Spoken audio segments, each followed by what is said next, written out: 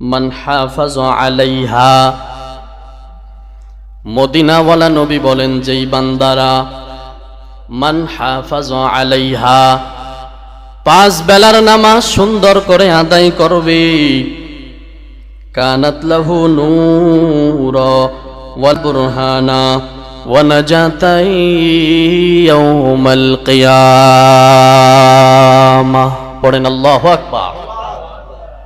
আল্লাহর নবী বলেন 5 বেলার নামাজ আমার যেই উম্মতেরা সুন্দর করে আদায় করবে, কিয়ামতের ময়দানে এই নামাজ তার জন্য নূর হইবে। সুবহানাল্লাহ।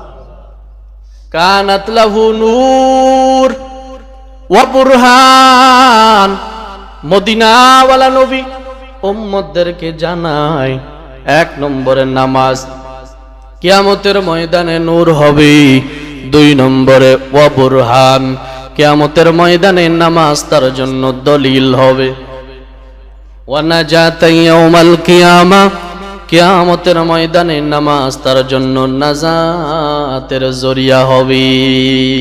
সুবহানাল্লাহ।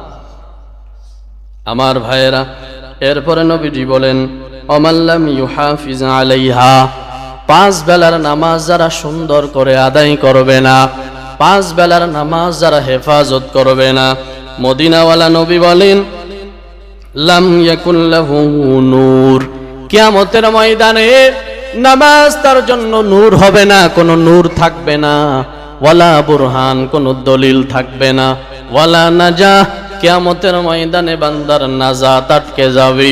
শুধু তা নয়, মদিনাওয়ালা নবী জানায়া দেয়, বান্দারা শুনে নাও, আল্লাহর নবী বলেন ওয়া কানা ইয়াউমাল কিয়ামাহ, আর নামাজ না পড়ার অপরাধে আল্লাহর বান্দার কিয়ামত হবে মা ফিরাউন ওয়া হামান। আল্লাহর নবী বলেন ও আমার উম্মতেরা, নামাজ না পড়ার অপরাধে কিয়ামতের ময়দানে তোমার হাসর নাসর হবে ফিরাউনের সাথে। নাউজুবিল্লাহ পড়েন। এই জন্য নামাজ পড়ার দরকার আছে না নাই? বলেন আছে না নাই? আল্লাহ পাক 2টা আমল এতই গুরুত্বপূর্ণ, কোরআনের ভিতরে নামাজের ব্যাপারে আল্লাহ বান্দাদেরকে 82 জায়গায় ওয়াজ করলেন, নামাজ পড়ো, নামাজ কায়েম করো।